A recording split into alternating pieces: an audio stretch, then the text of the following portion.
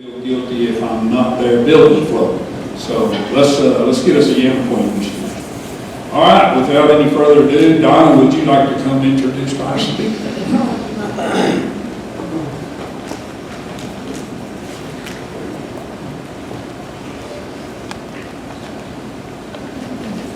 My speaker today is someone at the last minute is a public servant and agreed to come speak for me today, and I really appreciate that. I tried to get a robotic dog, but he topped it. So anyway, let's welcome Mr. Larry Webb, please, our chair.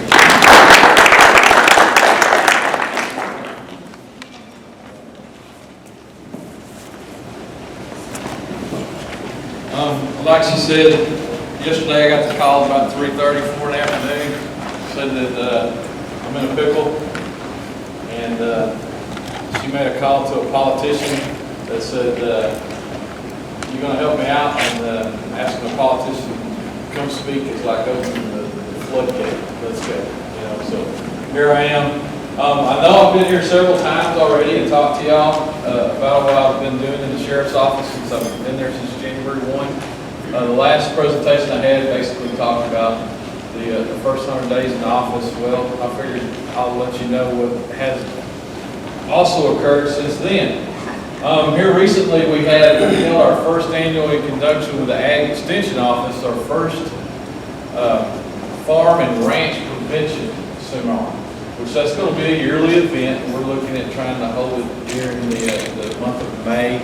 It seems like that was a pretty good time when a lot of the folks weren't really in the ag business was out doing a whole bunch as far as shows and cows and things like that. It seemed to slow down a little bit. So we're looking at starting to do that. We're going to do it again next May, and we'll have it again. We had over 20 that showed up for that seminar that night.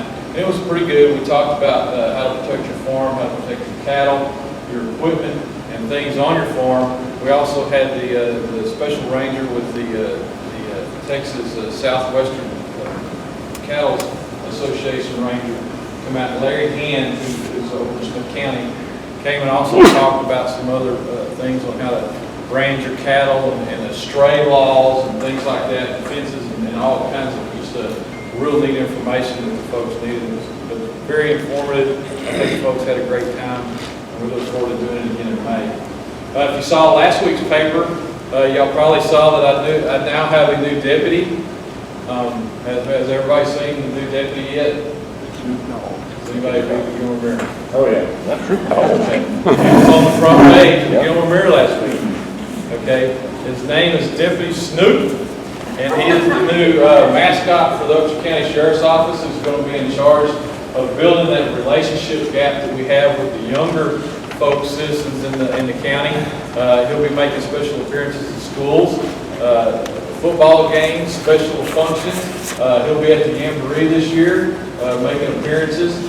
And so we're ready to get that kicked off right now. He's in the process of going through the library when they have their reading programs go on, making contacts in there. So if y'all have any special function or events that y'all like to have an appearance of Deputy Snoop show, give me a call, and we'll be able to get somebody there and have him come along.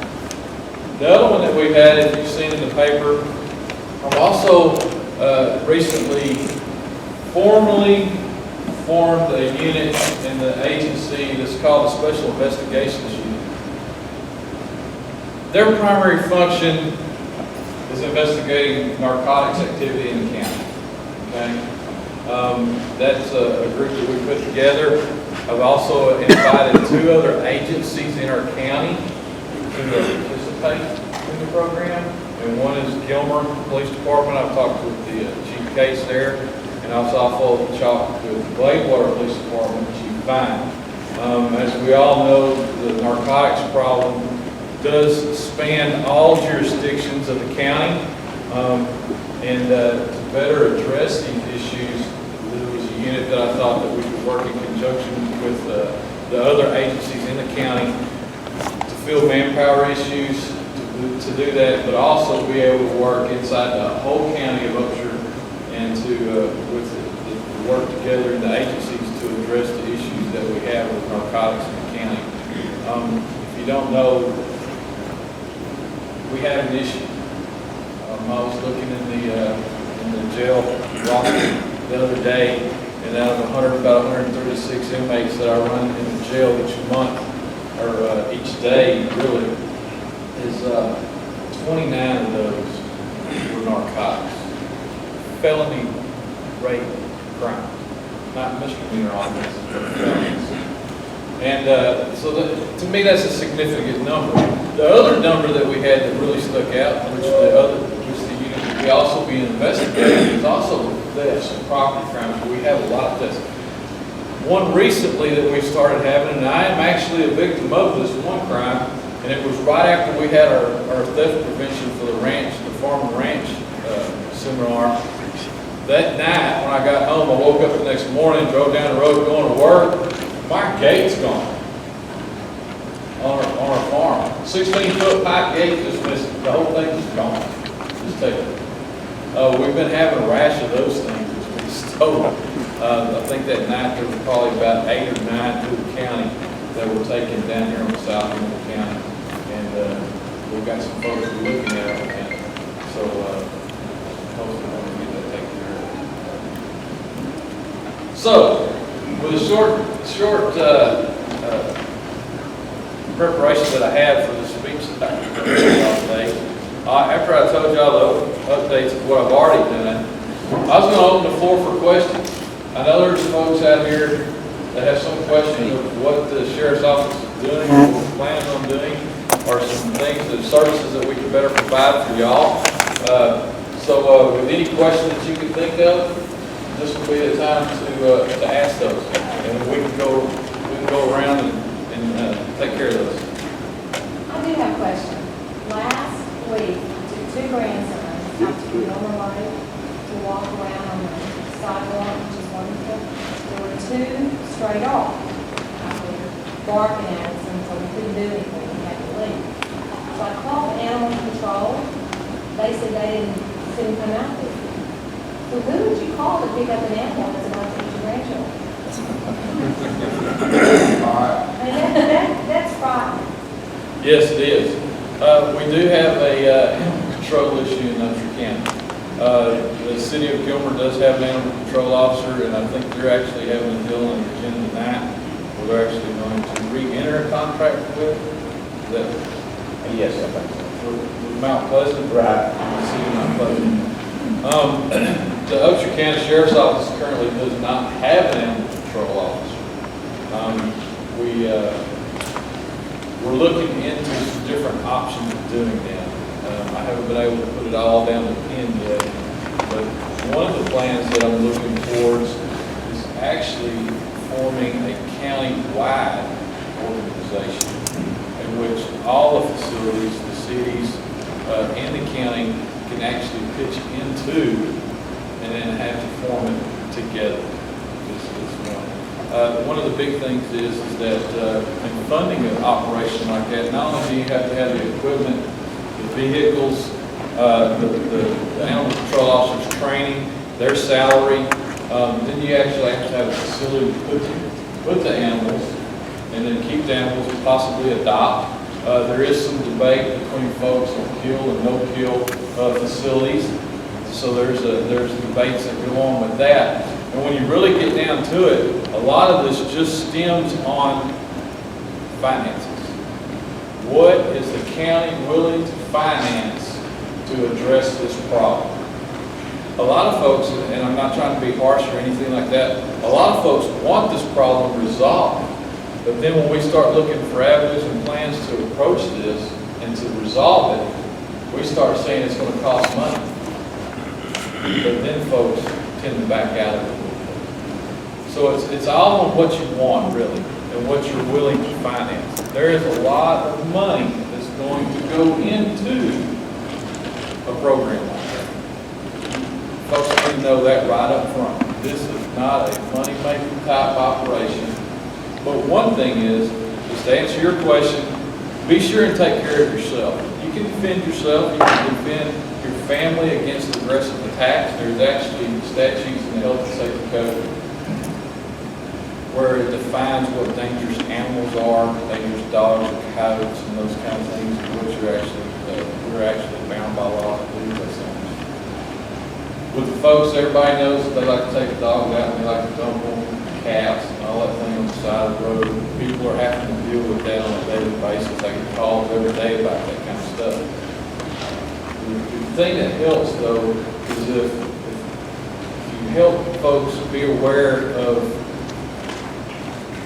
the steps that they can take. One is a big thing, spay and neuter, okay? The population control is a plus. Also in the state of Texas, you're required to have your dogs vaccinated once a year, okay? And you have to do that to make sure that the dogs are being vaccinated to keep rabies down and things like that. I know we have heard Ms. Neville, or sorry, what was it? Oh, you can say this. Okay. She's a vet here, and she can be a little bit more in the specials of how animal population control and those kind of things. But when you ask for a solution, know that you can't get something for nothing. There is going to be money that's going to have to be put forward to do that as a solution. And I think if we can approach it as a county in a whole, it would be a less burden on everybody involved if we look at it approach. So, did I answer your question good enough on that? It's kind of, yeah, it's got multi-prongs that come in from all directions when we start talking about it. Another question? I was curious about, I've heard something about some equipment or something you'll have to install in the cars. One of the things that I was working with, I have been working with over several months with E-Techs. It's actually putting computers in all the patrol units. That's us and Gilmer Police Department that have been working with them and looking at getting a cop sync program, which is a little bit more in-depth response program that goes in the computers. And it's actually an update for them, and that's what we actually been looking at doing. Mr. Cano with E-Techs is the one that's actually put that together and came to us and said, "Hey, this looks like a good idea. I'm all on board with it." I know he's probably been going around to different businesses in the county and soliciting donations. What I call dragging the bag, because the price tag on that deal is pretty steep. It's not one that that I could go to the commissioners and go, you know, because if any time you've ever seen this, you know, you go to the commissioner's court with your hand out, they usually slap it or put a little dirt on it and say, "No, sir, come back later," kind of thing. In today's world, law enforcement, it's very unusual to see a law enforcement unit, a patrol unit driving around without any computer capability at all.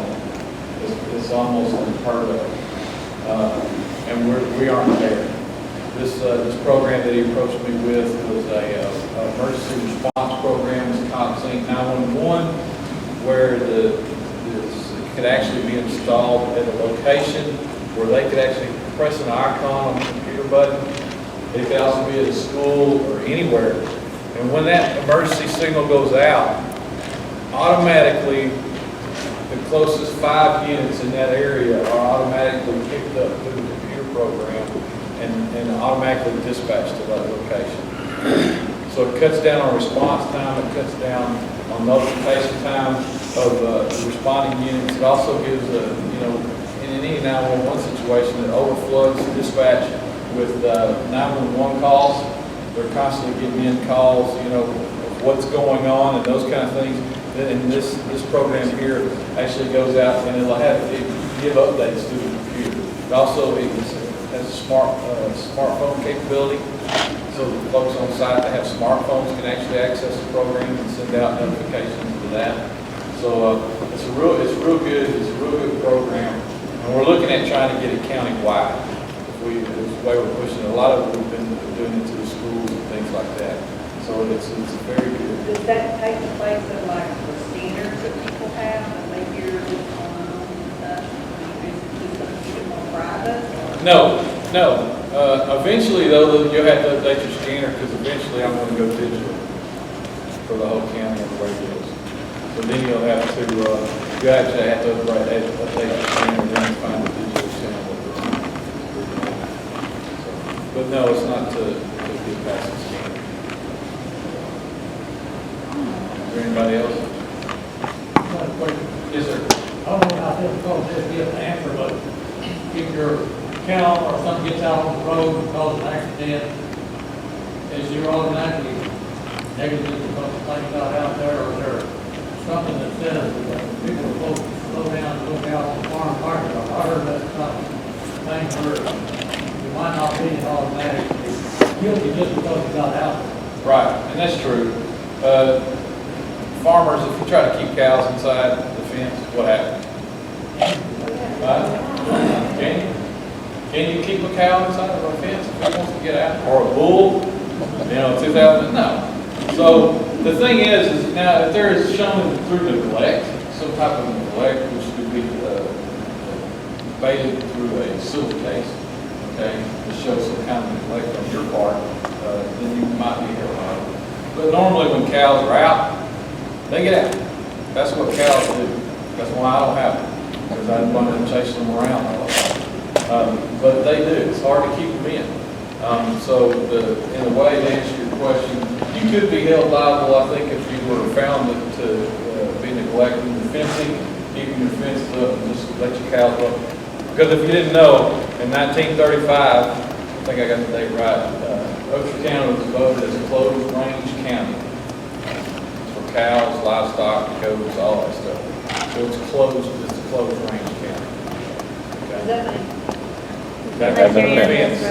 Oh, yes. Got to keep them in a fence. It's not open range. It's not open range, but you got to keep them in a fence. Okay? And then if that, so but the cows get out. And the thing is, when Upshur County is a rural county, they have a lot of ranchers, there's a lot of cattle in the county. And you know if you're on a farm market road, That's right, they have the right of way. yes, let them, come on. Don't try to run your cows down, or run somebody's cow down, or any of that. But keep your eyes open, because you know that's always a possibility. I tell my daughters, if they see eyes anywhere on the side of the road, slow down and start paying attention to what's going on. Being in a rural county, and what Upshur County is all about, is farmers and ranchers here, it's going to be a work in progress if those things don't happen. But just don't always assume just because you get somebody's cow or whatever's out that you have some recourse against them for the cow in and out. Because they're animals, they have a mind of their own, they're going to go where they want to. Period. All right, well, hey, I know it's a little late. I only got about 10 minutes, so I appreciate y'all having me out again. I look forward to being y'all's next go-to guy if you got a program fall through, because I'll be here again. I'm pretty sure I can update you. Yeah, I'll be glad to update you on what else I've done since then, and we'll keep it going. Thank y'all. Larry, thank you for being here. Always something going on in the county, so we'll probably have you back pretty soon. If there is nothing else,